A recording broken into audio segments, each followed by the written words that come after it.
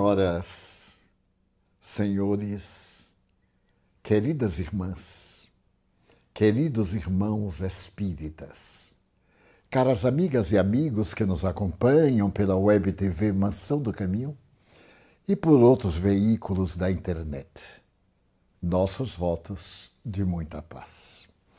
Era um dia de sol, bem ao norte do Brasil. Lá pelas cabeceiras do Amazonas, uma mulher com um chapéu muito grande estava atendendo a uma atividade estranha. Acompanhada por outros servidores, capinava um pedaço de terreno às margens do rio. O local era a cidade de Cruzeiro do Sul. Nesse ínterim, enquanto distribuía ordens, apresentava objetivos e uma planta para uma pequena barca e dela saltaram uns homens enfesados. Um deles, o que vinha à frente, perguntou quem era o responsável por aquele desmatamento. Ela apresentou-se e falou que se tratava de uma obra orientada pelo governo da República, na ocasião, o presidente Getúlio Vargas. E o objetivo dessa obra, ele interrompeu-a. Ele disse, eu sei qual é o objetivo, e é por isso que estou aqui. A senhora acha que em Cruzeiro do Sul nós temos leprosos? Ela disse, oh, sim. Não apenas eu acho, eu tenho certeza. Mas a minha questão não é lidar com leprosos. Eu tenho uma tarefa difícil, porque é dolorosa para uns e nobre para outros. Nós iremos erguer aqui um lar para as crianças sadias das mulheres portadores da hanseníase. O homem disse, eu não sou de muitas palavras. Esta terra tem dono. E ela disse, não tem. São terras devolutas e o país ofereceu um pedaço dessa terra para o nosso programa, para a nossa instituição. Ele disse, olha, minha senhora, recolha seus empregados, saia daqui, porque eu pensei que se tratava de um homem, para cujo encontro eu me preparei. Mas se tratando de uma mulher, eu não tenho nada que fazer. Ela disse, o que pretendia o senhor fazer? Expulsá-los. Então, o senhor tente. Ele temeu. A senhora era portadora de olhos claros e o fitou com uma grande serenidade, mas com firmeza. Ele disse, mas a senhora vai trazer a lepra para a nossa cidade. Não venho trazer a lepra. Se você quiser, vamos pegar a sua barca e eu vou lhe mostrar aqui na região ribeirinha quantos leprosos existem. Ele aceitou o desafio e disse, senhora, se a senhora mostrar um leproso aqui na região, eu venho trabalhar com a senhora. Ele disse, venha. Entraram na barca e rio acima. Ela disse, naquela choça tem leproso. Saltaram. Havia, sim, doente. Não diagnosticado. Mas pessoas que estavam com as marcas ferreteadoras da hanseníase.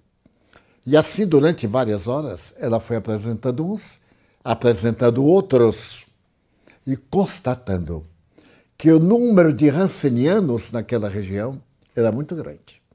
Mas a minha missão é fazer que, ao nascer a criança, e como é o contágio da lepra que faz a transmissão da doença, eu tenho ordens do presidente da República para poder salvar essas crianças. E enquanto ela falava, a imaginação deu um salto quântico no passado. E ela se lembrou de que havia nascido numa cidade do interior de São Paulo, numa cidade em que o café, à época, era muito próspero, numa fazenda em São Manuel. Mais tarde, quando sua mãe morreu, ela foi transferida com o pai e a família para a cidade de Uruguaiana, no Rio Grande do Sul. Ali cresceu, desenvolveu-se, e ali ela conheceu uma jovem muito bonita. Todos moravam em fazendas às margens do rio. E ela se encantou com aquela amiga. A amiga era um pouco fútil para os padrões da época. Chamava-se Rosa Fernandes. E ela gostava de Rosa Fernandes porque era uma cabocla muito bonita dentro dos padrões de beleza da miscigenação brasileira. Ocorreu que um dia veio a notícia, desagradável para uns e festejada por outros, de que Rosa Fernandes se houvera suicidado. Mas como? Encontraram às margens do rio seus chinelos, uma touca que ela usava e parte da sua roupa. E o corpo não havia sido encontrado. Ela teve um choque, mas um choque terrível, porque era sua grande amiga. Lamentou, chorou e acostumou-se. Certo dia, ela já era uma moça, quando se aproximou o período mais ou menos de dezembro, e as fazendas tinham o hábito de colocar alimentos nas encruzilhadas dos caminhos para aqueles viandantes errantes da noite. Eram leprosos. Eles formavam grupos, mendigavam, eram expulsos da cidade, usavam uma matraca, uma tábua com uma ferradura que produzia um som especial. E então ela foi levar uns alimentos que a sua tia mandou. Então subiu na cancela e ficou olhando aquele grupo de pessoas diferentes, o rosto coberto por mantos, as dificuldades do movimento, as mãos de garras. É uma sintomatologia porque os dedos afinam e vêm a aparecer como garras, e é um estado muito grave da doença. O contágio nesse período é muito longo. E então, quando ela estava olhando todos, que se atiravam sobre as coisas como cães esfaimados, ela viu a regular distância uma sombra, uma pessoa esguia, uma mulher, um manto sobre a cabeça, que somente permitia ver naquela claridade do luar os olhos, 2 olhos que brilhavam por detrás do manto. Ela foi atraída por um magnetismo estranho. E quando chegou próximo, ela disse: Rosa Fernandes. A estranha desceu o manto e disse: é verdade. Eu simulei o suicídio quando vi que estava com lepra. Eu não teria coragem de ficar na fazenda maculando o nome da minha família. Então simulei o suicídio e fugi. E o destino me trouxe com este grupo de mendigos miseráveis. Mas eu não tive coragem quando a vi na cancela. E me lembrei de que nós éramos quase irmãs. Então ela chorou profundamente. E na hora que Rosa Fernandes se despediu, disse-lhe: Eunice, nunca se esqueça dos leprosos. Ninguém tem ideia do que seja lepra. E desapareceu na noite com aquele grupo. Ela ficou profundamente traumatizada. A sua família teve necessidade de voltar a São Paulo. E ela foi viver na encantadora cidade de Piracicaba. Nesse ínterim, ela fez os cursos da época, começo do século XX. Veio ao Rio de Janeiro, realizou experiências culturais e foi viver algum tempo em Juiz de Fora. Certo dia ela foi ao instituto, um grande instituto, famoso pela qualidade do ensino. E na hora que ela entrou no instituto, ela encontrou um cavalheiro, um senhor. Ele olhou para ela sorrindo e perguntou: Menina, você é casada? Não, senhor, doutor Weaver. Menina, se eu não fosse casado, eu me casaria com você. Ora, um elogio que qualquer mulher fica encantada. E aquele homem desapareceu. Passaram-se os anos. Ela fez jornalismo e foi uma das primeiras jornalistas diplomadas na faculdade criada recentemente na época no Brasil. Certo dia, ela estava numa atividade habitual quando foi ao Instituto Granberry, em Juiz de Fora. E quem ela encontrou? O Dr. Weaver. E ele perguntou sorrindo: olá, menina, você já casou? Ele disse: não, Dr. Weaver, pois eu estou viúvo. Você gostaria de casar comigo? Ela teve um choque. Ela se casou com o Dr. Weaver. Não tiveram filhos. Ele trouxe da viuvez 4 filhos que ela educou com devotado carinho. Ele era protestante. Ela não tinha exatamente uma religião definida, mas foi estudar também um pouco de enfermagem. Nesse momento, algo aconteceu extraordinário.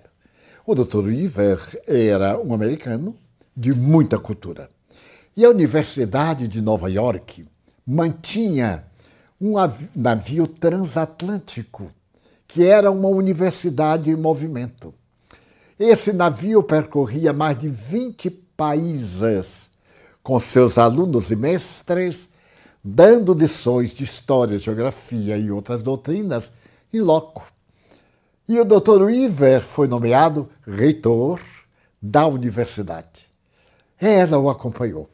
Esteve na Índia, esteve na China, esteve no Japão, esteve nesse Oriente misterioso, no Egito.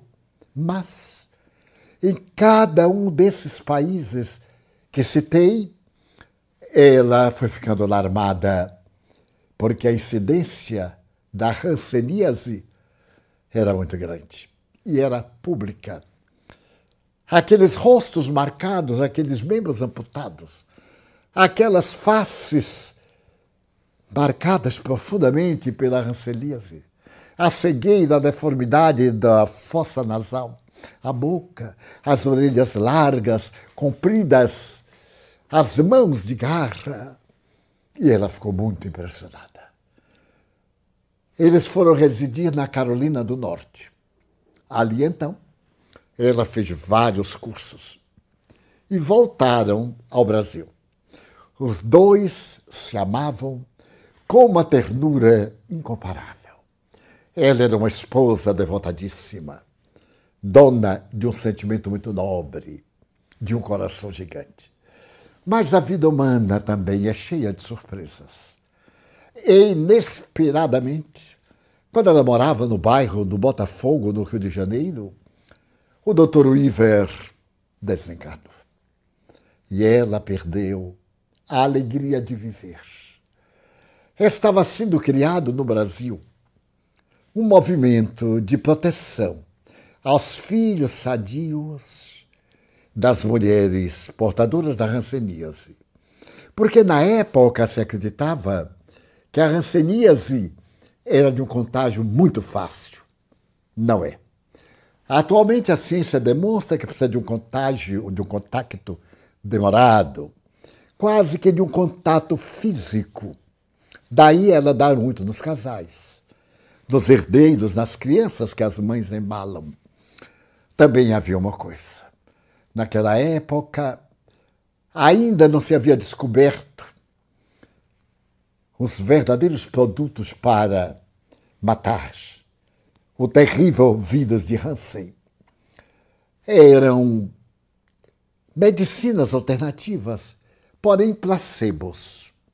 Por volta dos anos 40, houve um milagre na medicina e se descobriram as sulfonas, a diazona, o Promin, e feitas experiências nos Estados Unidos, no leprosário Calvert, no coração da América, a hanseníase podia ser tratada. Havia a cura clínica ficava naturalmente alguma ferida para expor ou eliminar os restos da doença no organismo, que não curava absolutamente, mas que dava a saúde aparente para voltar à sociedade.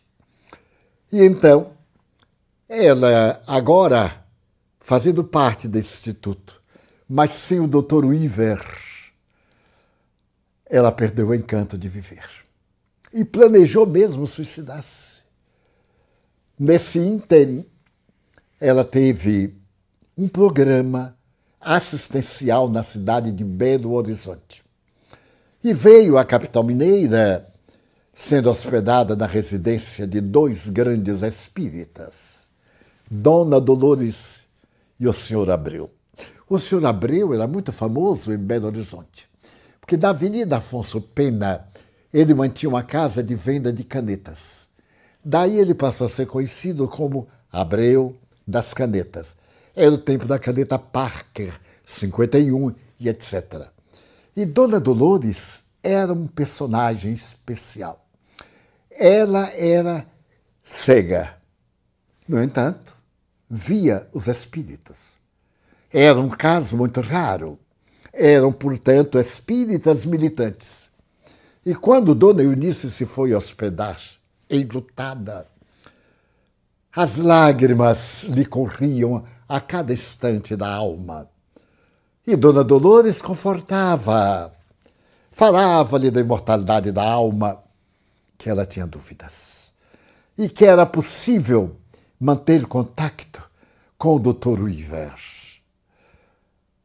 Uma sexta-feira, Dona Dolores disse-lhe: Eunice, nós estamos aqui perto de Pedro Leopoldo. Na época era uma cidadezinha de 2.000 almas, talvez 3. Existe lá o maior médium do mundo. Podemos ir. Quem sabe você recebe alguma notícia do seu esposo desencarnado. Ela, por gentileza, aqueceu. Quando chegaram ao Centro Espírita Luiz Gonzaga, a reunião já havia começado. Chico Xavier estava em transe. Então ela ficou no meio daquela multidão desconhecida. Ao terminar a reunião, às primeiras horas da madrugada, Chico Xavier começou a ler aquele amontoado de folhas de papel. E terminava uma, pegava outra, mais uma outra, um outro grupo de papéis, que era uma outra carta. E, de repente, ele pergunta alto: quem é Eunice? Eunice Weaver. Ele não falava inglês. Ela levantou-se e disse: sou eu. Tenho aqui uma carta para a senhora. Faça o favor. Ela levantou-se do público e aproximou-se da mesa em que estava o Chico, uns 30 passos. Chico olhou para ela e ela olhou e percebeu naqueles papéis a letra do marido desencarnado. Então Chico leu: Eunice, para que você não tenha dúvida, menina, você já casou? Não, Dr. Weaver, que pena. Eu sou casado, senão eu me casaria com você. E novamente voltei, Eunice. Voltei para dizer-lhe que a vida continua. Voltei para agradecer o amor que nos embala. Voltei para beijar as suas mãos que educaram meus 4 filhos. Voltei para dizer que você não tem o direito de morrer. Porque o suicídio vai interromper uma bela existência útil à humanidade. Eu tive que vir antes. Compromissos. Se você sente saudade de mim, abrace os filhos dos doentes que irão ser contagiados e salve-os. Salve-os por amor a nós, são nossos filhos. Ao terminar a reunião, Dona Eunice pegou aquele chumaço de papel, papel de jornal, levou para casa. Dias depois, com um grupo de senhoras gaúchas, ela foi ao Palácio do Catete, na rua do mesmo nome, no Rio de Janeiro, porque havia pedido uma entrevista ao presidente da República. Eram os dias da ditadura. Na oportunidade, Getúlio recebeu-a muito bem. E ela falou com ele: presidente, eu tenho um plano. E expôs o plano: criar preventórios, casas, nas cidades onde houvessem leprosários, para poder salvar as filhas dos doentes. Getúlio estava fumando um tradicional charuto e disse: minha senhora, eu quero lhe dizer que o brasileiro não está muito acostumado à beneficência. E a senhora não vai encontrar ajuda. Ela disse: por isso que eu vim ao presidente da República. Porque eu trouxe aqui um livro de ouro para que Sua Excelência assinasse. Porque toda pessoa que veja o seu nome e o donativo assinará também, porque o presidente é muito amado. Getúlio lhe disse: eu assinarei. Mas eu assinarei na hora que a senhora me trouxer o livro e que tiver alguém assinado antes. Ela disse: não há problema. Pegou o livro e assinou: Eunício Iver, R$5.000.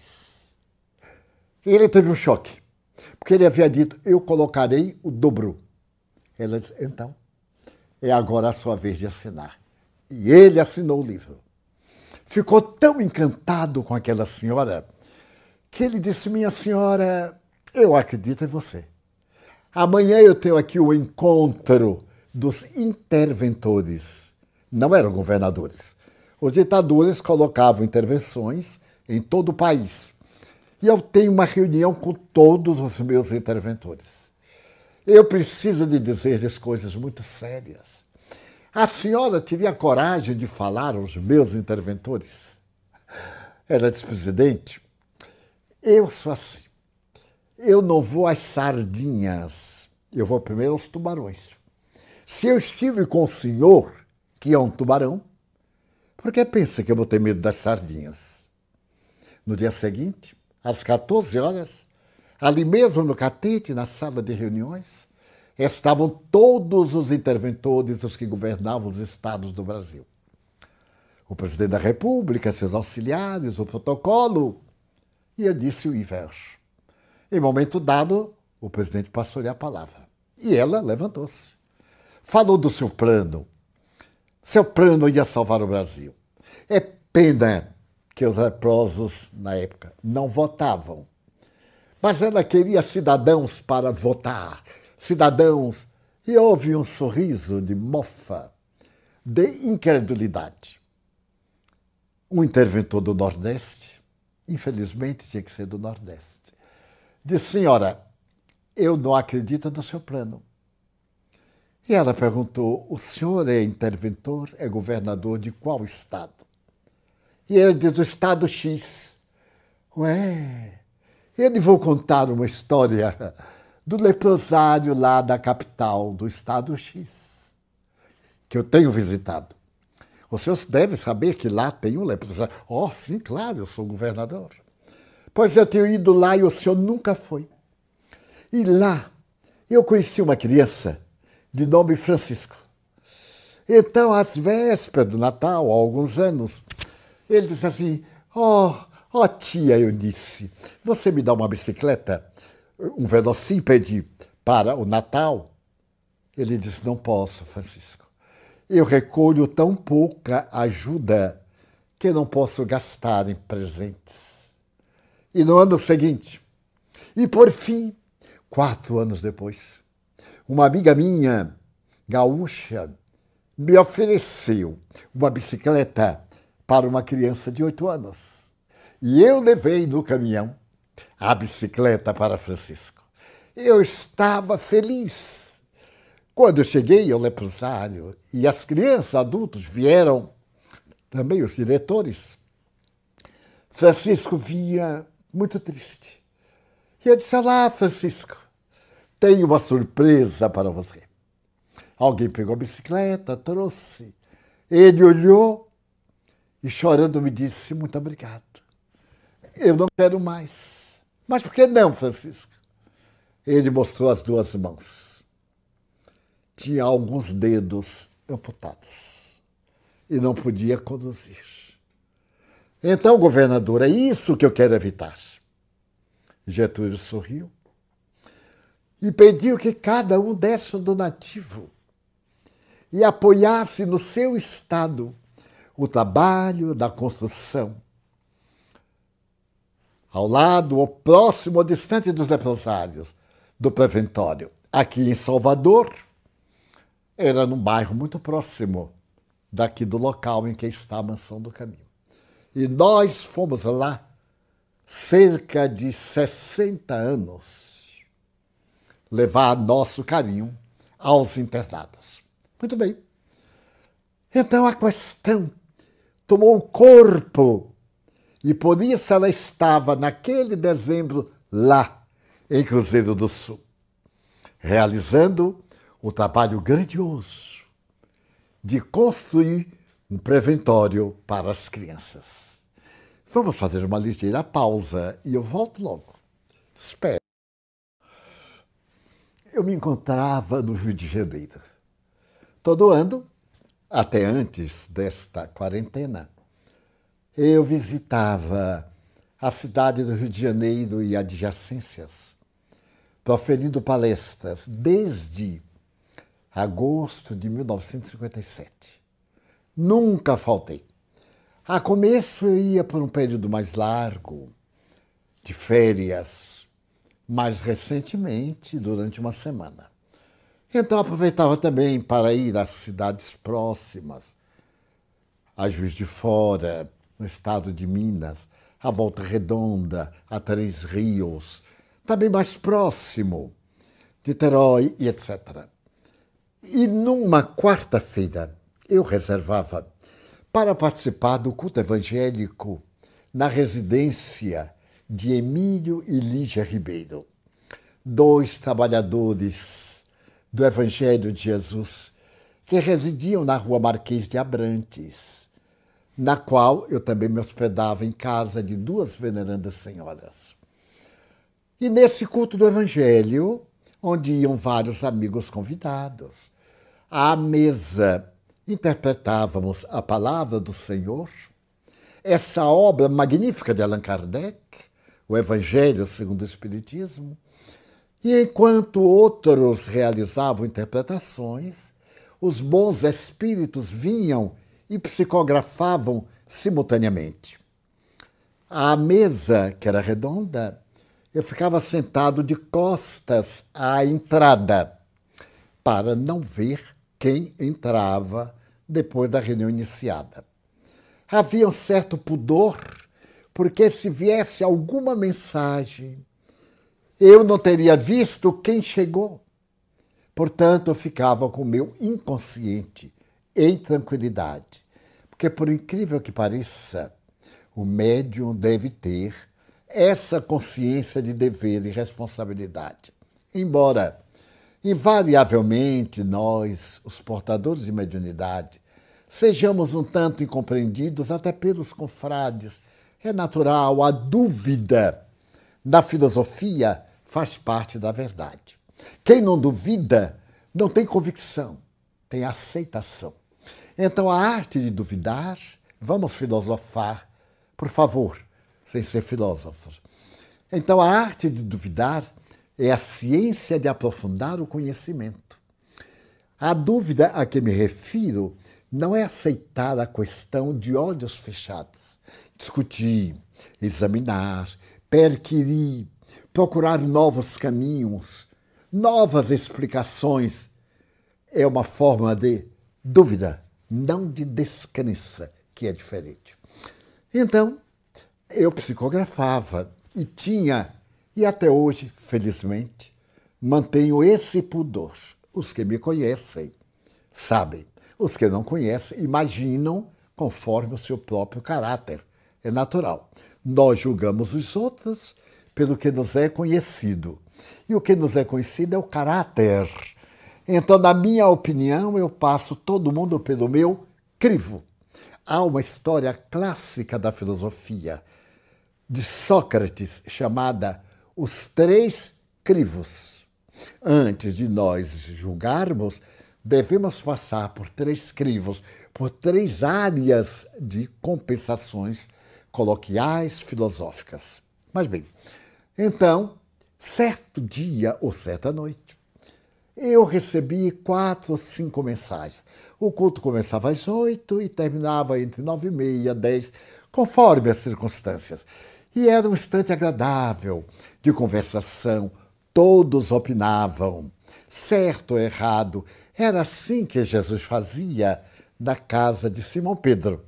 Daí o Espiritismo copiando aquelas noites memoráveis do Evangelho, em que o Mestre se colocava à disposição dos discípulos para responder-lhes as perguntas. Nós hoje lemos a sua palavra e discutimos, apresentamos nossas dúvidas, nossas celeumas, todas dentro de um critério de nobreza e de interesse para atrair Jesus ao nosso lar. Daí chamamos culto do Evangelho do Lar. Eu prefiro estudo do Evangelho do Lar, já que o Espiritismo não tem culto de natureza religiosa. Muito bem, eu psicografei 4 mensagens nessa noite. E ao terminar, continuamos os comentários, e quando Emílio encerrou a reunião, como de hábito, era na sua casa, ele pediu para eu ler as mensagens. Eu li a primeira. Era dele, seu filho Marcelo, um jovem de 26 anos, desencarnou com a problemática cardíaca, engenheiro civil. O outro, a mãe de uma amiga. E uma mensagem estranha, dirigida a Eunice, minha querida Eunice. Eu então perguntei, por acaso há alguma Eunice aqui? Exceção a irmã da Lígia, a dona da casa, que se chamava Eunice. Levantou-se uma senhora muito simpática, alta, o cabelo branco, antigamente louro, os olhos brilhantes e azuis. E ela veio e disse assim, eu me chamo Eunice. Eu então olhei e disse assim, o Iver. Eu disse, então, olhei e disse, é do Dr. Iver. Ela veio até a mesa acompanhada por uma outra, porque ela não estava bem de saúde. Lígia pediu para que sentasse ao meu lado e acompanhasse a leitura para todos. E aí está a história. Eunice, você é casada, menina? Repetia-se. Ela ficou chorando discretamente. E ele disse, voltei. Estamos sempre juntos. E deu-lhe uma mensagem de ternura, de um marido saudoso, de um pai agradecido.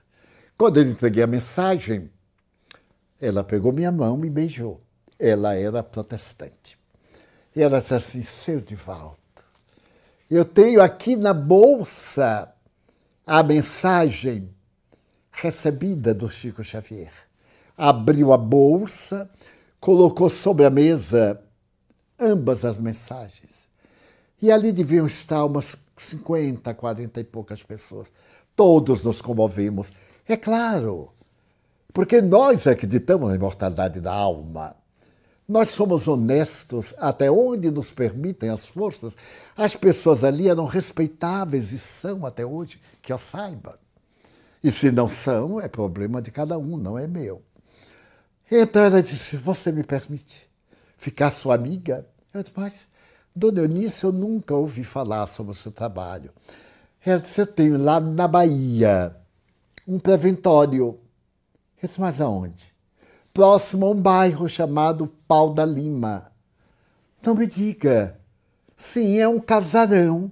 Logo depois daquela indústria de gás. Claro, eu me lembrava do casarão. Passava todo dia à porta para vir a moção do caminho. Então, mas, dona Eunice, que curioso, nós temos uma instituição exatamente no Pau da Lima, um pouco depois do casarão. Ela disse, então, na minha próxima viagem a Salvador, eu irei lá. Eu digo, mas será uma bênção para nós. Ficamos amigos. E foi ela, pessoalmente, quem me contou tudo isto que eu narrei antes e muito mais. Muito bem, ficamos amigos. E ela, sempre que podia, aparecia aqui na mansão, vinha à nossa reunião pública aqui no cenáculo. Dr. Weaver escreveu-lhe aqui do Senado, em nosso cenáculo, e eu estava diante de uma mulher admirável, uma missionária, uma mulher de grandeza, das mulheres que vieram para o mundo construir o mundo. Ao mesmo tempo era generosa, suave, maternal, mas com este caráter de dignidade que caracterizam as pessoas nobres e de valor. Passaram-se os anos, e mais tarde, em 1969, no mês de dezembro, eu recebi um telefonema da minha amiga do Rio de Janeiro, minha anfitrioa, dizendo-me, Divaldo, Dona Eunice desencarnou. Mas como? Ela estava com 60 e poucos anos, 66 anos, jovem, saudável. Diz, pois é, ela estava em Porto Alegre, manteve um contato com o senhor governador, que apoiava a sua obra, e muitas damas gaúchas faziam questão de participar do seu empreendimento nacional. E teve um problema cardiológico e morreu. Ela está sendo velada no instituto aqui da Rua Marquês de Abrantes, que é da religião protestante. E era uma das casas que ela frequentava. Tem uma casa de velório. E eu digo, ai, Celeste, por favor, represente-me. E depois me conte como foi o enterro. Eu gostaria de saber dessa viagem maravilhosa da Eunice. E confesso que me comovi até as lágrimas, porque havia e há um sentimento de muita ternura. Os irmãos sabem como é o afeto. À noite, Celeste me telefonou. Fomos ao enterro no cemitério São João Batista. Levamos-la. Mas, Divaldo, você não vai acreditar. Não foi um enterro à altura da mulher, da sua obra e do bem. Não havia 100 pessoas. E eu lamentei muito por aqueles que não puderam ir. Não me compete examinar a razão do ponto de vista ético-moral. Mas então, eu fiquei na expectativa dos periódicos. Era a famosa revista O Cruzeiro. O Cruzeiro fez uma pequena reportagem. Mas naqueles dias, exatamente, estava se casando nos mares do sul uma grande atriz. Essa jovem estava se casando com o filho do presidente da fábrica de automóveis alemães, Opel, Brigitte Bardot. E era famosa. Os jornais fizeram reportagens, algumas escandalosas, como é normal, outras muito dignas, falando desse rapaz riquíssimo, da beleza incomparável dessa jovem. Em suma, e eu procurando notícias, os jornais aqui de Salvador, Salvador que tanto devia a Dona Eunice, a Bahia que tanto lhe devia. Num desses jornais, havia sim comentário, 14 linhas que eu contei. E eu fiquei entendendo que o reino dos céus é no coração. Essa mulher que era um apóstolo,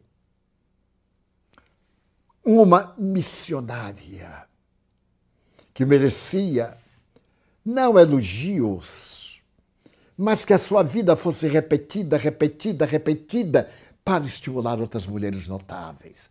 Quantas mulheres notáveis em nossa Bahia! Salvador, no século XIX e metade do século XX, era célebre pelas intelectuais. Havia um jornal chamado O Imparcial. Intelectuais notáveis, escritoras eméritas. Salvador teve a primeira faculdade de medicina do Brasil. E até hoje, honorável. A cultura em Salvador era acreditada como uma das melhores do país. E essas mulheres extraordinárias que haviam frequentado o Colégio das Sacramentinas, as tradicionais chamadas quatrocentonas, entre as quais a veneranda escritora Amélia Rodrigues, escritora, tradutora, poeta, dramaturga e etc., devia muito a Dona Eunice. E essas mulheres famosas, como a professora doutora Leda Jesuíno, que é um patrimônio nacional, veneranda mestra, notável trabalhadora do bem e da educação, verdadeiro pilar, escritora emérita. Os jornais quase nada disseram desta veneranda mulher. E eu me impus naquela época, nas minhas viagens doutrinárias, falar um pouco sobre a mulher, seus valores, sobre Eunice Wiver, com quem eu privei, não intimidade, mas da amizade, do contato, dos encontros, mais de 20 encontros. E que, me segurando as mãos, no ligeiro tique nervoso, narrava-me as experiências notáveis da caridade, que ela praticava em nome de Jesus, mas em nome também da humanidade. Não era uma caridade no sentido de ganhar prêmios espirituais, era um dever de cidadania, porque Deus colocou no coração da mulher a maternidade. Ela foi mãe da aflição e salvou nada menos do que 11 mil crianças. Está havendo no país um movimento para que o Estado recompense essas crianças que foram arrancadas do seio da maternidade e foram viver em educandários e etc. Mais de 11 mil assinaturas. Dessa forma, Eunice Wiver, que me disse: o Espiritismo preenche as lacunas que a minha religião tradicional não consegue. O purgatório que havia naquele tempo, que hoje o Papa tirou dizendo que era uma figura literária, que não existe purgatório.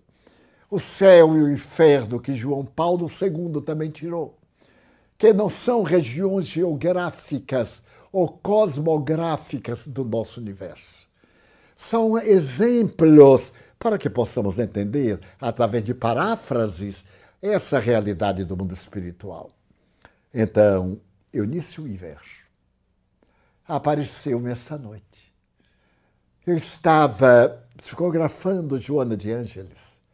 Eram mais ou menos 3h10 da manhã. E ao terminar, quando a benfeitora se afastou, eu tive a grande alegria de rever Dona Eunice, que fazia, no mínimo, um decênio de anos que eu não tinha oportunidade de vê-la. O mesmo sorriso, a mesma jovialidade. E então ela me perguntou assim: menino, já casou?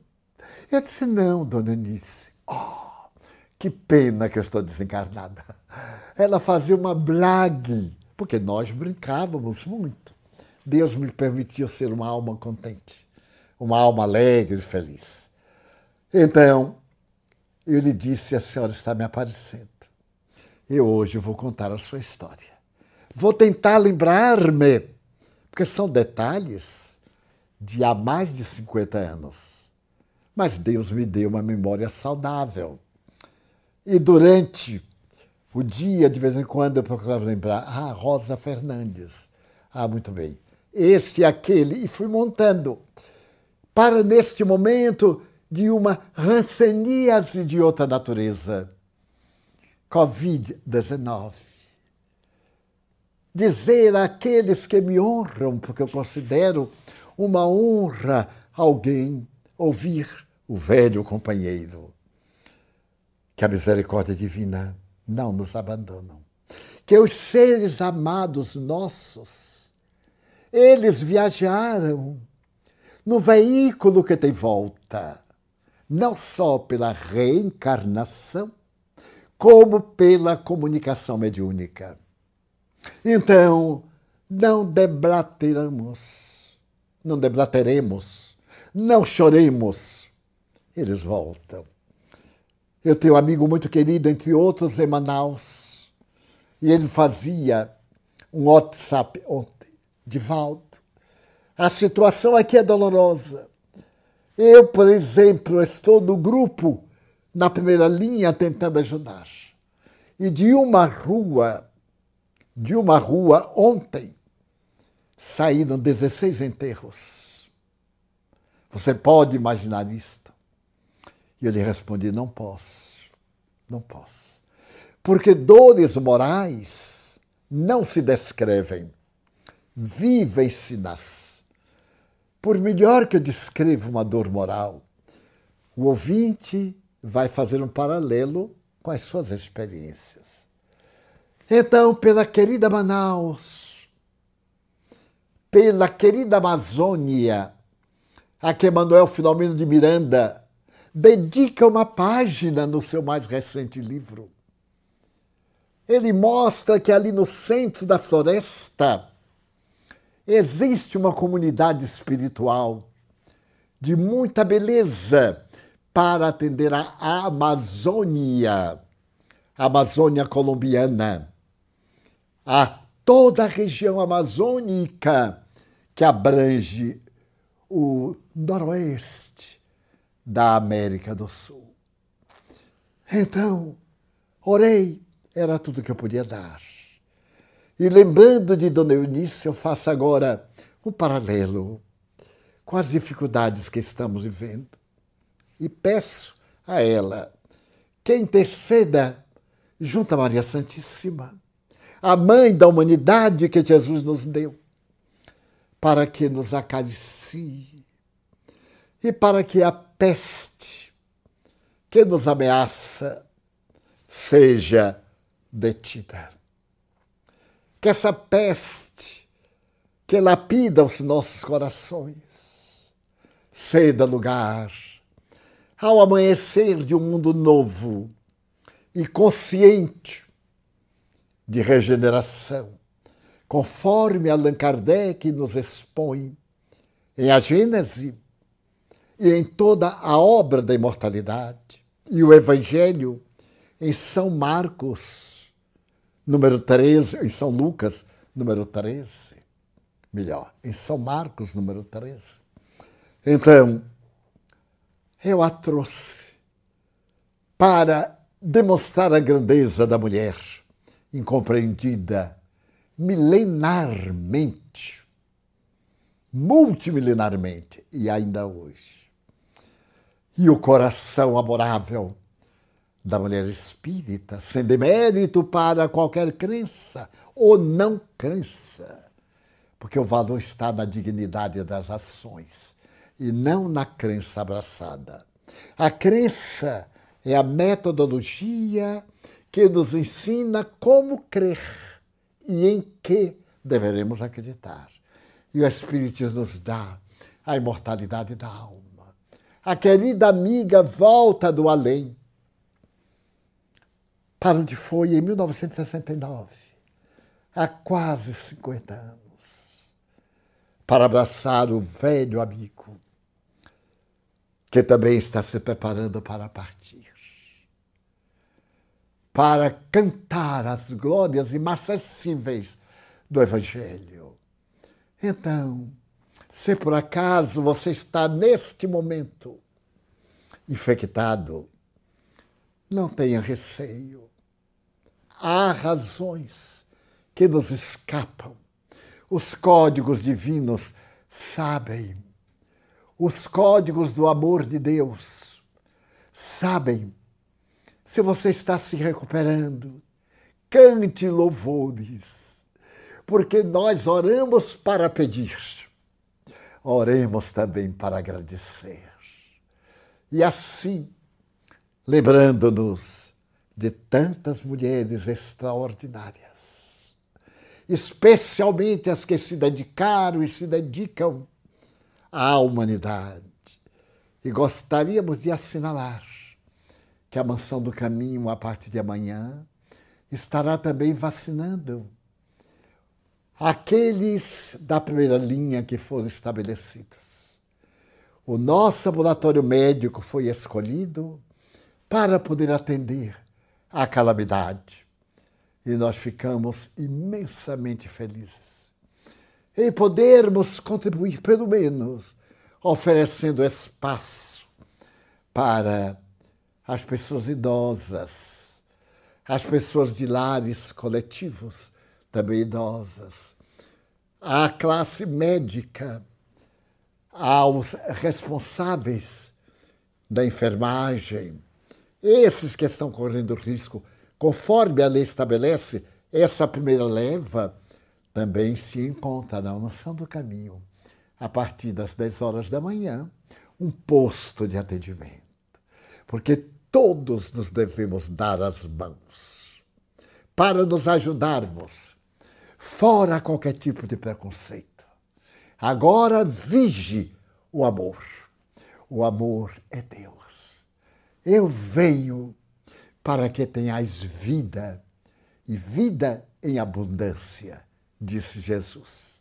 E este lar, onde 3.500 crianças recebem o pábulo não da caridade, mas do dever e da cidadania para serem mulheres e homens de bem, onde o vosso auxílio nas 10.000 cestas de Natal, e nós demos mais de 10.500 por causa da sua caridade. Esteja de portas abertas sempre para o amor. Aqui estamos, a serviço de nosso Senhor Jesus Cristo, à luz do Evangelho decantado pelo eminente codificador do Espiritismo, Allan Kardec. Em homenagem, portanto, à veneranda Eunice Weaver, um grande abraço de gratidão a vocês que nos honram com a sua paciência, escutando as nossas palavras na palestra de hoje da nossa casa. Muito obrigado.